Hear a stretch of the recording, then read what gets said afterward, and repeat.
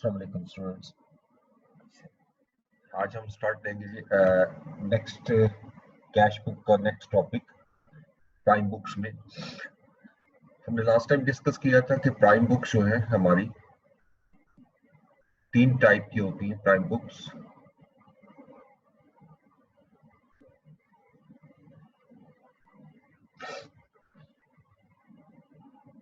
Books में जो cash book हम पढ़ रहे हैं, ठीक है ना। हमने सेल डे बुक भी पढ़ ली,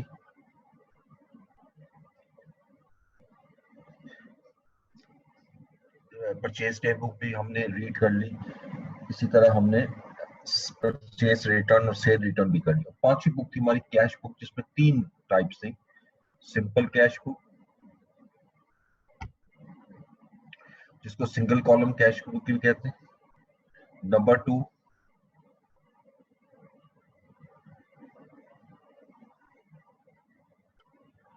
टू कॉलम कैश बुक और थ्री कॉलम कैश बुक।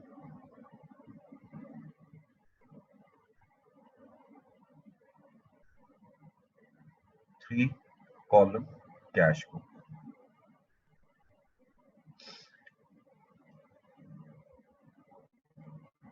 अगर आपको याद हो, थ्री कॉलम कैश बुक में हमारे पास, और टू कॉलम कैश बुक में तीन कॉलम हमने पढ़े थे। यहां पर हमारा कॉलम आएगा कैश कॉलम और बैंक कॉलम, यानी इसमें दो कॉलम का इजाफा हो जाएगा, एक कॉलम का इजाफा हो जाएगा। और थ्री कॉलम में कैश, बैंक और डिस्काउंट। अगर देखा जाए तो टू कॉलम थ्री कॉलम में कोई फर्क नहीं है, सिर्फ जहां डिस्काउंट आएगा वो भी रिकॉर्ड कर लेना है। टू कॉलम में हम डिस्काउंट नहीं रिकॉर्ड करते। तो अगर हम थ्री कॉलम कैश बुक पढ़ लें, automatically two column cash book हमारी कवर हो जाएगी। ठीक है, आज हम एक कंप्रीहेंसिव एग्जांपल लेंगे जिसमें हम थ्री कॉलम कैश बुक बनाएंगे, और उसमें हम तीन कॉलम जो बनाएंगे कैश, बैंक और डिस्काउंट, तो automatically two column cash book भी हमारी कवर हो जाएगी। ठीक है, तो आप स्टार्ट करते हैं यहाँ से।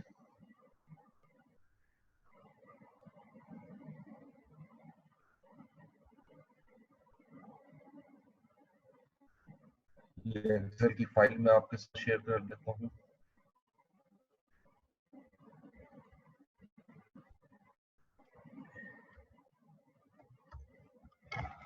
ओके, यहाँ हम क्वेश्चन में डालेंगे एग्जाम्पल। एक एक ट्रांजेक्शन लेते जाएंगे और साथ साथ हम उसको पोस्ट करते जाएंगे, हो जाएगी। हम एक दफा एग्जाम्पल लिखेंगे। ठीक है, यहाँ से हम कैश बुक स्टार्ट कर देते हैं। इसमें हमारे पास डेट, ये डेबिट साइड आ गई, पर्टिकुलर्स, उसके बाद वी एन, ये भी छोड़ दें कॉलम, चलो बना लें वी एन और कॉलम बना लें। उसके बाद तीन कॉलम बना लें, डिस्काउंट। ठीक है, और डेबिट साइड पे जो डिस्काउंट आता है दैट इज डिस्काउंट अलाउड। उसके बाद कैश और बैंक, ये डेबिट साइड। ठीक है, यही कॉलम हम क्रेडिट साइड पे ले जाते हैं, क्रेडिट साइड आ गई। ठीक है,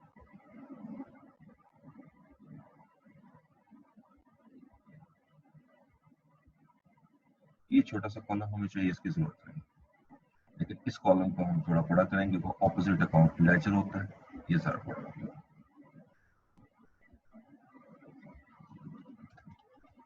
कैश बुक, अच्छा, ये हेडिंग में कहीं नहीं आता two column cash book, three column cash book, because book जो है वो हमारी एक ही है और उसका हम नाम देते हैं कैश बुक। ठीक है, तो लिहाजा वो कैश बुक ही कहलाएगी, चाहे वो हमारी सिंगल कॉलम हो, टू कॉलम हो, थ्री कॉलम, सिर्फ हमने कॉलम का इजाफा करना है। अब देखें, जब हमने cash book simple cash book बनाई थी, ये कॉलम भी नहीं था, डिस्काउंट अलाउड, यहाँ पर कैश का सेपरेट कॉलम आ रहा है, बैंक का सेपरेट आ रहा है, और डिस्काउंट का सेपरेट कॉलम हम यहाँ शो करेंगे। ठीक है, अच्छा, अब इससे आगे मूव करते हैं और सेंटर लाइन में लगा लेता हूँ ताकि टी बन जाए। यहां से जरा क्लियर हो जाएगा कि ये टी है हमारी।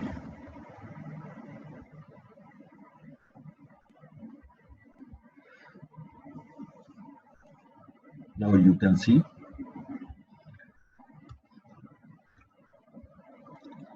following transactions are related to ABC for January 2020।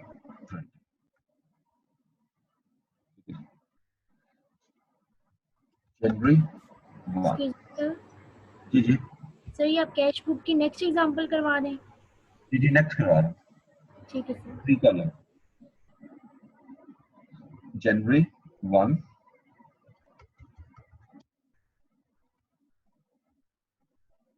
Balance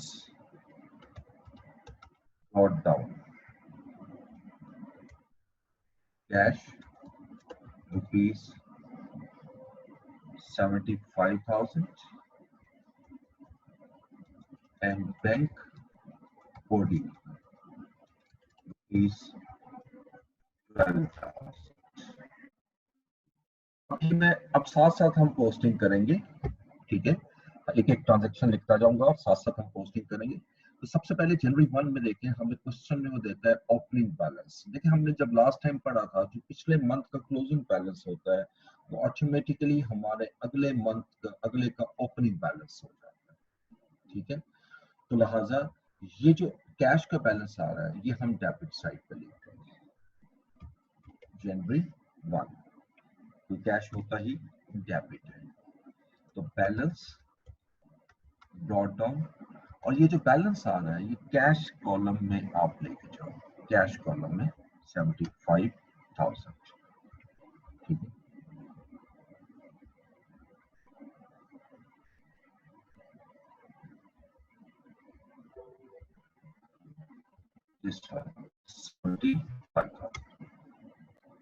ठीक है, साथ में लिख रहा है बैंक बैलेंस भी है, लेकिन बैंक के साथ वर्ड है ओडी, ओवरड्राफ्ट है, ठीक है। Bank overdraft is a liability और लाइबिलिटी का बैलेंस डेबिट नहीं होता, बैलेंस इसका क्रेडिट होता है, ठीक है। तो बैंक का बैलेंस दोनों हो सकते हैं, डेबिट भी हो सकता है और क्रेडिट भी। अगर बैंक बैलेंस लिखा हो और ओडी ना लिखा हो तो वो डेबिट ही होगा, फेवरेबल बैलेंस, ठीक है। ये ओडी बैलेंस एडवर्स बैलेंस है, यानी इसका मतलब है कि हमने बैंक से 12,000 रुपीज एक्स्ट्रा विथड्रॉ कर लिया, राइट। ये हमारी पहली ट्रांजैक्शन थी जनवरी 1। उसके बाद नेक्स्ट चलते हैं, जनवरी 3 cash of rupees 18,000 was received from customer। 18,000 rupees का आपने कस्टमर से कैश वसूल किया है, ठीक है। ये कॉन्सेप्ट अब भी सेम में रखना है, रिसीट और पेमेंट जो हमने कैश बुक में पढ़ा था सिंगल कॉलम में। अगर तो रिसीट होगी तो you will put on the debit side, अगर पेमेंट होगी तो put on the credit side, ठीक है। तो लिहाजा यहाँ पर ऑडियो किसकी ऑन रही,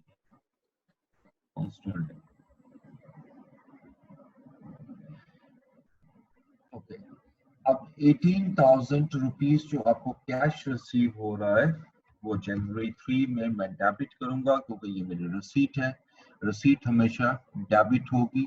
और 18,000 का आप कैश रिसीव कर रहे हो फ्रॉम कस्टमर, तो ऑपोजिट अकाउंट आ जाएगा मेरा अकाउंट रिसीवेबल्स, और ये 18,000 की अमाउंट मैं कैश में ऐड कर, ठीक है।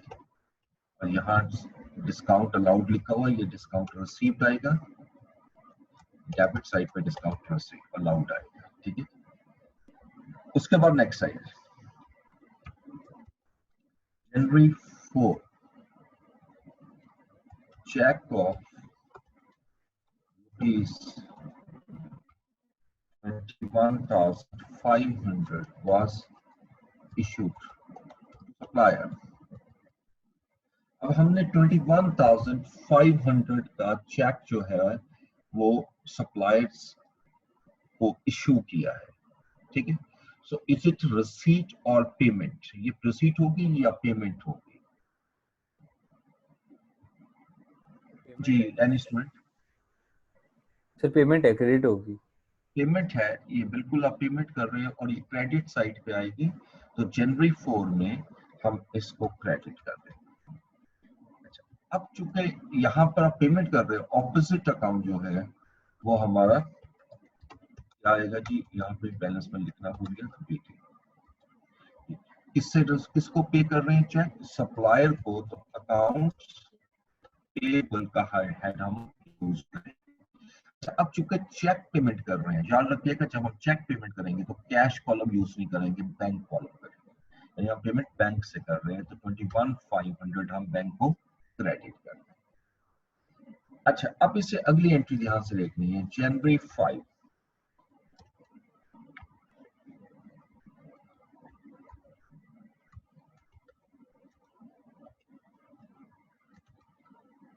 Cash of rupees 40,000 was deposited into bank. Cash of rupees 40,000 was deposited into the bank. 40,000 का आप कैश बैंक में जमा करा रहे हैं। अच्छा, अब मुझे बताइए ये रिसीट होगी या पेमेंट? जी सर कैश क्रेडिट हो जाएगा और बैंक डेबिट हो जाएगा। अच्छा, अब ये बड़ी इंटरेस्टिंग एग्जांपल, ये आपकी एक ट्रांजैक्शन है जो रिसीट भी है और पेमेंट भी है। कैसे रिसीट है? देखिए हम दो कॉलम यूज कर रहे हैं मेजर, कैश और बैंक। डिस्काउंट तो साथ आता है, कैश और बैंक। देखिए कैश के पॉइंट ऑफ से देखें, जब आप 40,000 बैंक में जमा करा रहे हैं तो cash is going out from the business, ठीक है। तो जो बिजनेस से आउट हो रहा है, हमारे से जा रहा है कैश, तो कैश तो क्रेडिट होगा। लेकिन दूसरी तरफ जो बैंक में जमा हो रहा है, तो बैंक में डिपॉजिट होने से हमारा कैश बैंक में बढ़ रहा है, तो बैंक डेबिट होगा। तो लिहाजा इस एंट्री को हम कहते हैं कॉन्ट्रा एंट्री, ठीक है। इसके नीचे मैं स्टेटमेंट लिखूंगा यहाँ पर, आपके साथ फुल शेयर कर लेता हूँ। What is a contra entry?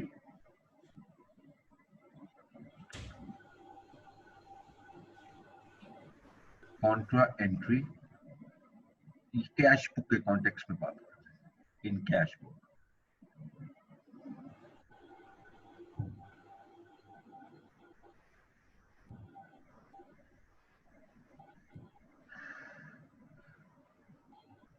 A transaction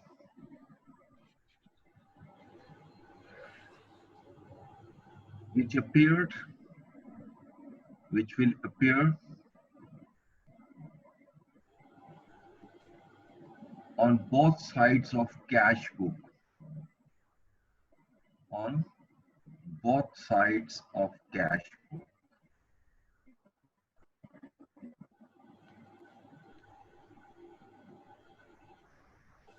उसको हम कॉन्ट्रा ट्रांजैक्शन कहते हैं, ठीक है। कॉन्ट्रा एंट्री ऐसी ट्रांजैक्शन, ऐसी एंट्री जो आपकी कैश बुक की दोनों साइड पे शो हो, यानी डेबिट साइड पर भी हो और क्रेडिट साइड पर, दोनों साइड पर, ठीक है। अब अगर इस ट्रांजैक्शन को देखें तो ये कॉन्ट्रा एंट्री ही बन रही है, क्योंकि ये हम डेबिट साइड पर भी शो करेंगे और क्रेडिट साइड पे भी। अच्छा, अब इसको पोस्ट करने का तरीका क्या है, ठीक है। अब मैं यहाँ लिख के आपको थोड़ा सा बताऊंगा कि करना क्या है। देखिए सबसे पहले देखें कैश के और बैंक के दोनों के पॉइंट ऑफ से, इसका कैश इज कमिंग इन और going out. Yes, coming in, ये इन हो रहा है, ठीक है। आउट हो रहा है, कैश हमारा आउट हो रहा है, क्योंकि हम जब कैश बैंक में जमा करा रहे हैं तो कैश बैलेंस कम हो जाएगा, लेकिन बैंक बैलेंस इंक्रीज हो जाएगा, इसको इन कहेंगे। और ये चूंकि बाय नेचर दोनों एसेट है, बैंक लाइबिलिटी भी हो जाता है जैसे यहाँ हुआ, इररिस्पेक्टिव, लेकिन इसको हम एसेट के तौर पर ट्रीट करेंगे, ठीक है। तो कैश अगर गोइंग आउट है तो हम इसे क्रेडिट करेंगे, और अगर बैंक इन है तो हम इसको डेबिट करेंगे, ठीक है। अब इसको पोस्ट करने का सिंपल तरीका क्या है, डेबिट साइड पे पहले आएंगे ना, क्योंकि ये right side left hand side है डेबिट साइड। पहला काम तो बल्कि ये करें, दोनों साइड पे डेट लिखें, क्योंकि ये ट्रांजैक्शन दोनों साइड पर आनी है, जनवरी 5 और जनवरी 5। अब डेबिट साइड पे हमने क्या पोस्ट करना है, बैंक, ठीक है, हमने बैंक पोस्ट करना है। तो मैं बैंक में जाकर पहले अमाउंट लिख देता हूँ 40,000, ठीक है। और क्रेडिट साइड पे मैंने पोस्ट करना है कैश को, तो कैश कॉलम में जाकर 40,000 यहाँ। अब जहां मैंने बैंक कॉलम में लिखा है अमाउंट, तो ऑपोजिट अकाउंट इसके लिए बैंक के लिए कैश है, और जहां कैश कॉलम में अमाउंट आ रही है वहां ऑपोजिट अकाउंट हमारा बैंक है, ठीक है। अब ये जैसे ट्रांजैक्शन कंप्लीट होती है तो हम जो वीएन वगैरह का कॉलम बनाया होता है इधर सी शो करते हैं, सी स्टैंड्स फॉर कॉन्ट्रा, ठीक है। यानी ये हमारी कॉन्ट्रा ट्रांजैक्शन है, mean the transaction which will appear on the both sides of cash book। ये कैश बुक की डेबिट साइड पे भी आएगी, ये कैश बुक की क्रेडिट साइड पे भी आएगी। अब ये मुख्तलिफ, अभी हम आगे बढ़ते जाएंगे, कई हमें आपको ऐसी ट्रांजैक्शन मिलेंगी जो कि आपकी कॉन्ट्रा ट्रांजैक्शंस है। ओके, उसके बाद नेक्स्ट आते हैं जनवरी 6।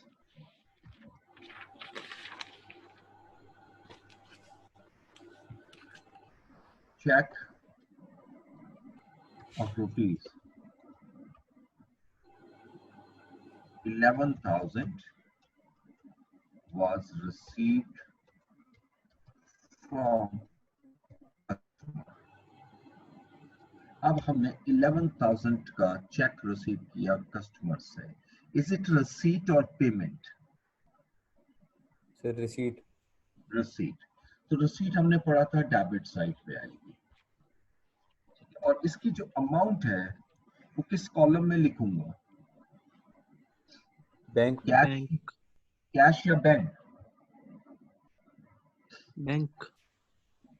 बैंक में, क्योंकि आपके पास चेक आ रहा है तो ये आप अमाउंट बैंक में लिखोगे 11,000, ठीक है। और यहाँ पर ऑपोजिट अकाउंट जो है, ऑपोजिट अकाउंट वो हम लिखेंगे अकाउंट रिसीवेबल, ठीक है। अब मैंने चूंकि डिफरेंट ट्रांजैक्शंस इस तरह की लेनी है जो थोड़ी सी ट्रिकी भी हो, तो वर्डिंग के हिसाब से उसको भी देखते जाइएगा। जनवरी 7 received bearer check, mic off कर दें। शहनूर ताहिर आपका माइक ऑन है, आपकी ऑडियो ऑन है, इसको ऑफ करें please. received bearer check of rupees 9,000 from customer। अच्छा, अब ये बताइएगा ये रसीद है या payment?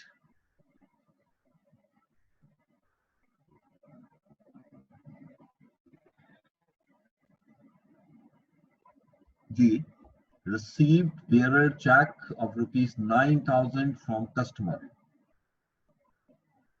receipt payment।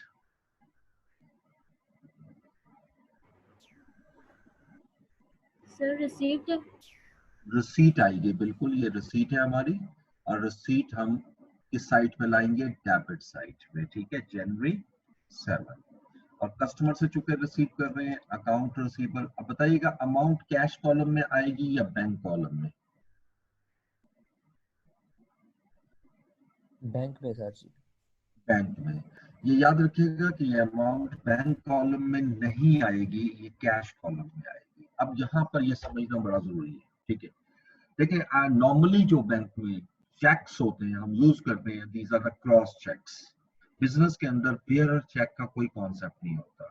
What is a bearer check and what is a cross check and what is a special check, sir इसकी भी डिस्कशन साथ साथ कर लेंगे। देखिए चेक्स हमारे 3 किस्म के होते हैं।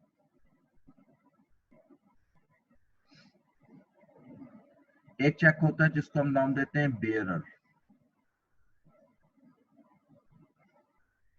ठीक है, इसको ओपन चेक भी कहते हैं। एक चेक होता है जिसको हम कहते हैं स्पेशल, और एक होता है क्रॉस चेक।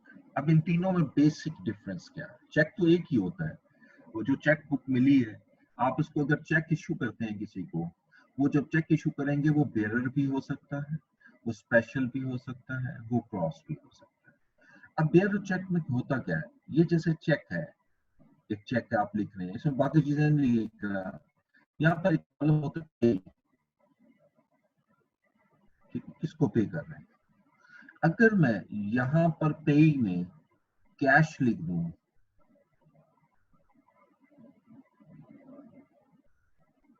या सेल्फ लिख दूं,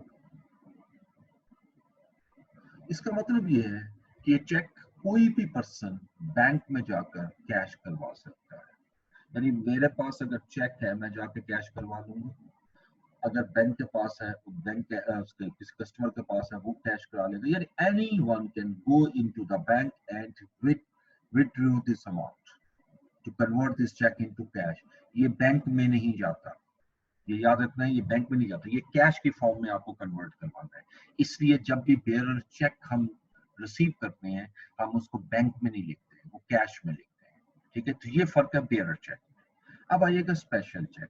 ठीक है, अब स्पेशल चेक में क्या है, यही पेई की जगह मैं अगर लिख दूं यहाँ ABC limited, ABC company,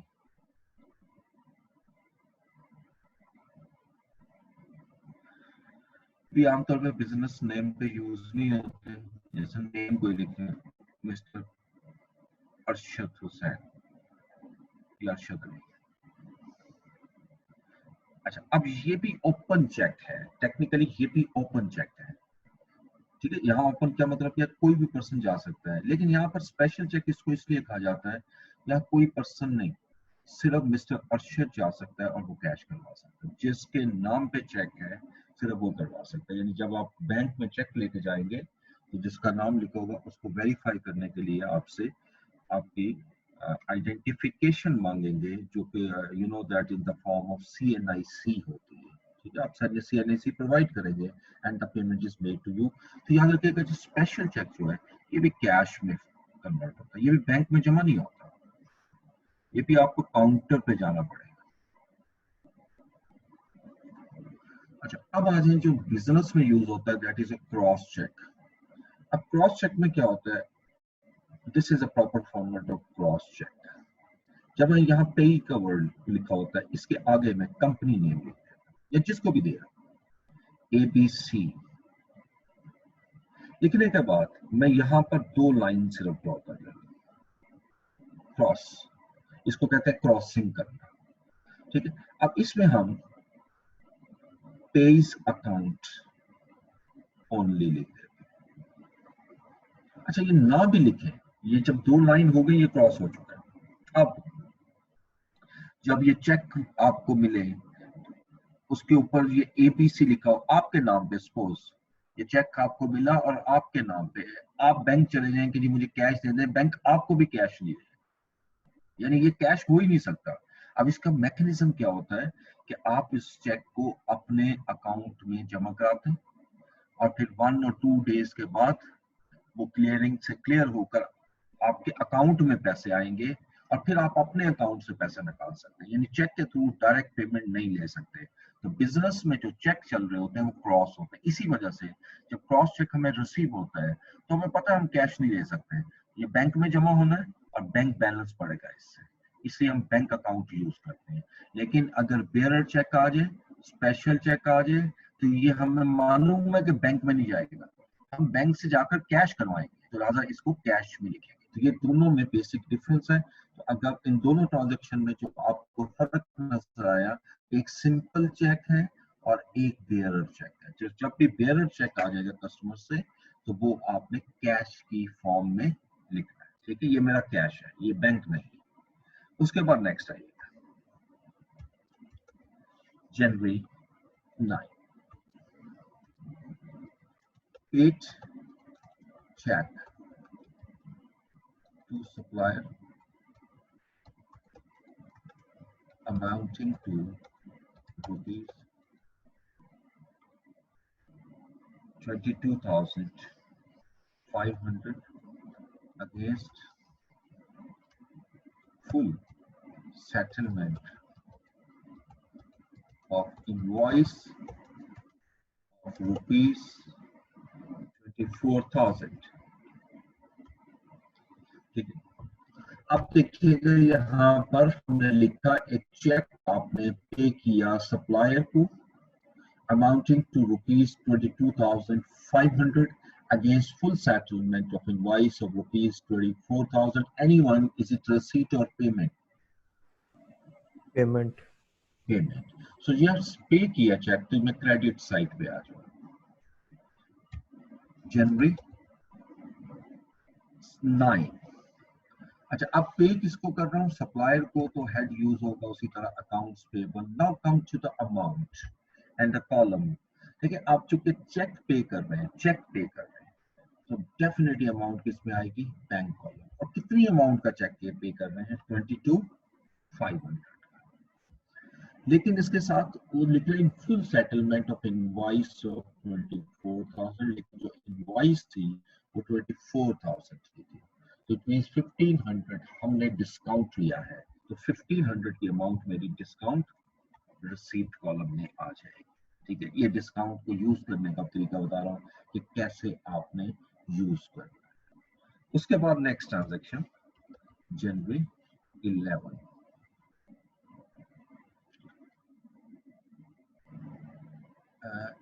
Issued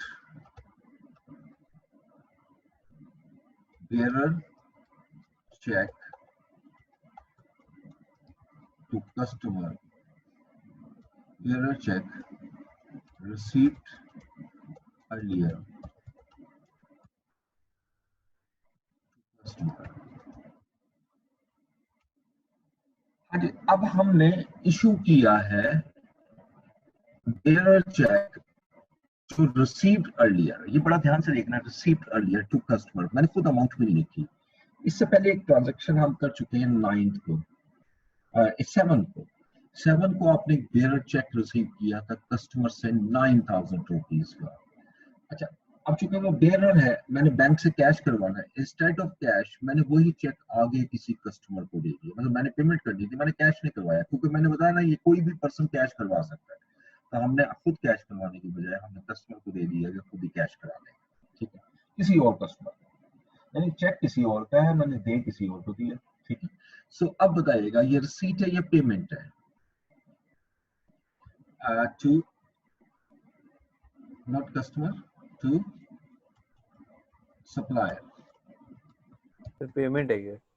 ये पेमेंट है या पेमेंट कर रहे हो. ठीक है, तो जब पेमेंट कर रहे हैं तो हम यहाँ पर आएंगे जनवरी 11 में, और यकीनन सप्लायर को पेमेंट कर रहे हैं तो अकाउंट्स पेबल. अब बताइएगा अमाउंट कितनी आएगी और किस कॉलम में आएगी? तो 9,000 आएगी और कैश में आएगी. कैश में आएगी. एग्जैक्टली. ये याद रखना कि इससे पहले जो हम पेमेंट्स कर रहे हैं वो बैंक कॉलम में आ रही है. क्यों? उसकी वजह ये है कि जो पहले हम चेक जितने भी इशू कर रहे हैं वो अपनी चेकबुक से है, लेकिन अब जो हम चेक दे रहे हैं वो हमारा नहीं है, वो हमें रिसीव हुआ था, हमने आगे ट्रांसफर कर दिया. जिस दिन मुझे रिसीव हुआ था मैंने इसको कैश ट्रीट किया था, और जब मैं आज उसको चेक दे रहा हूँ तो तब भी मैं उसको कैश ही ट्रीट करूंगा. इन दोनों में बेसिक जो है बेयरर चेक को आपने इस तरीके से लेकर चलना. नेक्स्ट आइएगा जनवरी 14. check previous check of rupees 11,000 previously received from customer, now dishonored on technical grounds.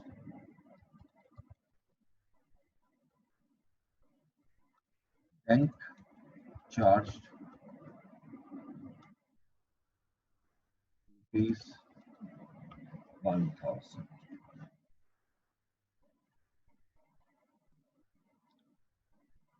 Check of 11,000 rupees, ठीक है, ये 11,000 का जो चेक है आपके पास, this was previously received from customer, हमने ये पहले कस्टमर से रिसीव किया था, now dishonoured. What is a dishonour? Dishonour, cancel हो गया sir. Dishonour, dishonour of cheque का मतलब है कि ऐसी सिचुएशन जिसमें चेक के अगेंस्ट पेमेंट ना आ सके, dishonour check.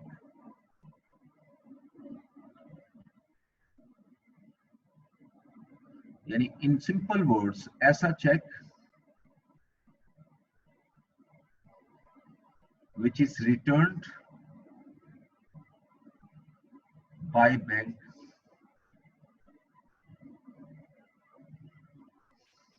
as unpaid due to various reasons.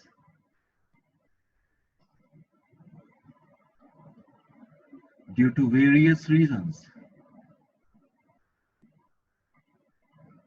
कोई भी रीजन हो सकती है, कोई भी रीजन हो सकती है, और उस रीजन के थ्रू वो चेक जो है वो अनपेड वापस हो रहा है, उस चेक को हम नाम देंगे डिसऑनर चेक।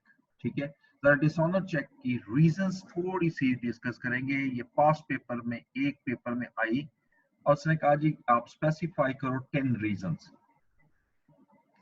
तो कौन सी 10 रीजंस ऐसी होती हैं जिससे चेक आपका डिसऑनर हो सकता है, ठीक है, या कैंसिल हो सकता है। अब इसमें उसने 5 मार्क्स का क्वेश्चन दिया था, यानी 1 रीजन, बहुत ब्रीफली लिखनी थी, 1 reason is equal to 0.5 marks. अब जरा कुछ हम डिस्कस करते हैं। Number 1, balance does not exist. पहला मैं यही लिखूंगा, बैलेंस डज नॉट एग्जिस्ट, यानी वो जो चेक जिस पार्टी से हमने लिया उसके बैंक में बैलेंस ही नहीं था और उसने हमें चेक दे दिया, यकीनन हम चेक बैंक में लेके जाएंगे तो बैंक तो उसको डिसऑनर कर देगा। ठीक है, और याद रखिएगा अगर किसी शख्स के बैंक अकाउंट में पैसे नहीं है और वो चेक इशू कर देता है और चेक डिसऑनर हो जाता है, तो जिस पर्सन के पास वो चेक वापस आएगा या जिसने पैसे लेने हैं उसके पास पूरा राइट है वो उसको कोर्ट में ले जाए, और इसकी बेल नहीं होती, इसमें फौरन एफआईआर होती है और इसकी अरेस्ट हो जाता है पर्सन। ठीक है, यानी ये इतना खतरनाक है कि बैंक बैलेंस नहीं है और चेक वापस, हाँ चेक किसी और रीजन की वजह से वापस आया, दैट इज सेपरेट। अब और कई रीजन हो सकती हैं, थोड़ी बहुत हम डिस्कस करेंगे, यानी सिग्नेचर्स नॉट मैच्ड, ये अक्सर हो जाता है बिजनेस में भी हो जाता है, नॉट मैच्ड, यानी आपने सिग्नेचर करके दिए, अब अनफॉर्चुनेटली थोड़ा सा सिग्नेचर जो है वो टैली नहीं हो रही, जैसे कुछ लोगों की आदत होती है वो जब सिग्नेचर करते हैं, लाइक अब जैसे मैं ये सिग्नेचर करूंगा तो मैं ये नीचे 2 लाइन लगाता हूँ इस तरह, अब ये 2 लाइन लगा रहा हूँ, अब ये 2 लाइन एक लाइन में कन्वर्ट हो गई, ऐसे डबल हो गई, तो चेक बाउंस हो जाएगा, यानी इसका मतलब है कि ये चेक कैश नहीं हो सकता। ठीक है, इसको हम डिसऑनर चेक का नाम देंगे। Number 3, there is a cutting on the check, cutting mean overwriting, इस तरह लिख लीजिए, दोनों लिख लीजिए, ऑन चेक। अच्छा, अब जैसे ये मैं चेक लिख रहा हूं और मैंने नेम लिखना है पेई का अमजद हुसैन, गलती से मैंने लिख दिया अमजद अली, बाद में उसने कहा नहीं मेरा नाम अमजद हुसैन है, मैंने इसको काट के आगे हुसैन कर दिया, this is cutting, it is not overwriting. ठीक है, अच्छा अब ओवरराइटिंग क्या है कि मैंने अमजद अली को अमजद अहमद बना दिया, ये अली है अहमद बना दिया, AHMED, दिस इज ओवरराइटिंग। ये दोनों कंडीशन जो मैंने आपके सामने लिखी है, इन दोनों सूरतों में आपका चेक रिटर्न हो जाएगा, वापस आ जाएगा, चेक कैश नहीं हो सकता। ठीक है, नंबर 4, चेक इज डैमेज्ड,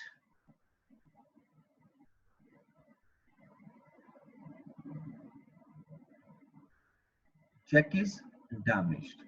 अब डैमेज का मतलब क्या है? अब चेक फट चुका हो साइड से, वो भी डैमेज होता है, ठीक है।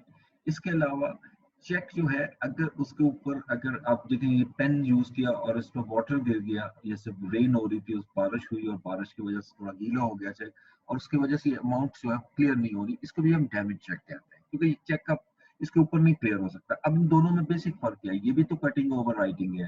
देखो, जब आपकी कटिंग हो जाती है और आप इस तरह आगे नेम सही कर लेते हो और मैं यहाँ सिग्नेचर कर देता हूँ इस तरह, तो याद रखिएगा ये चेक डिसऑनर नहीं होगा। यहाँ जहाँ ओवर राइटिंग आती है, ओवर राइटिंग नहीं अलाउड होती, हम इसको बकायदा काटेंगे और आगे मैं लिखूंगा अहमद, और उसके बाद जहां कटिंग हुई है मैं वहां पर अपने इनिशियल कर दूंगा।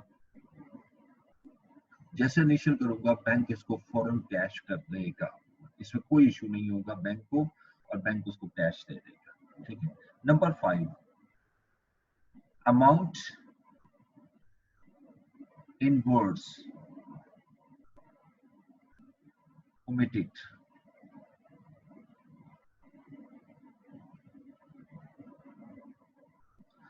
अच्छा, होता क्या है कि आपकी दो अमाउंट्स होती है चेक के ऊपर, होती है एक अमाउंट इन वर्ड्स, इंग्लिश में जो लिखनी होती, और नीचे होती है एक अमाउंट इन, इस तरह कॉलम बॉक्स सा बना होता है, अमाउंट इन रुपीज, ठीक है। अच्छा, अब मिसाल के तौर पे 10,000 का चेक है, आपने लिख दिया है 10,000 ओनली, और आपने ओमिट हो गए, यानी यहाँ पर लिखने ही भूल गए, तो ठीक है, चेक बैंक में गया, बैंक जिस वक्त ये देखेगा कि ये 10,000 है, यहाँ नहीं लिखा हुआ, उसको फौरन डिसऑनर कर देगा, तो चेक कभी भी कैश नहीं हो सकता।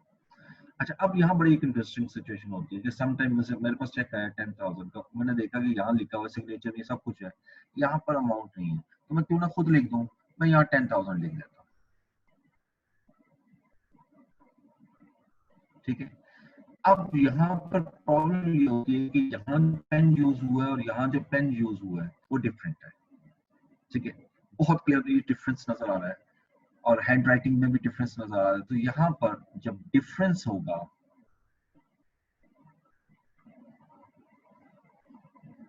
Due to two hand writings, इसमें सर, जी जी, सर ये अमाउंट इज वर्ड ओमिटेड, ये कैसे, ये वाला बता दें दोबारा। ओमिटेड का मतलब कि लिखना ही भूल गए, लिखी नहीं हुई, यानी ये जो 10,000 अभी मैंने आपके सामने लिखा, ये लिखा ही नहीं हुआ, ठीक है। सिर्फ अमाउंट इन वर्ड्स लिखी है, और अमाउंट इन जो आपको है फिगर जो है वो नहीं लिखी हुई, ठीक है। ये अमाउंट इन वर्ड्स नहीं है, ये अमाउंट इन फिगर है, कोई भी इनमें से हो, वैसे आमतौर पे ये ज्यादा होती है इसलिए मैंने वो लिख दिया ओमिटेड फिगर, ठीक है। Difference due to two hand writings, ठीक है, जब दो हैंड राइटिंग होती है तो एक शब्द आंसर आ जाता है, ठीक है, इस वजह से बैंक उसमें कैश नहीं करता चेक को। अच्छा, अब सातवीं बड़ी इंटरेस्टिंग है, amount in words and figure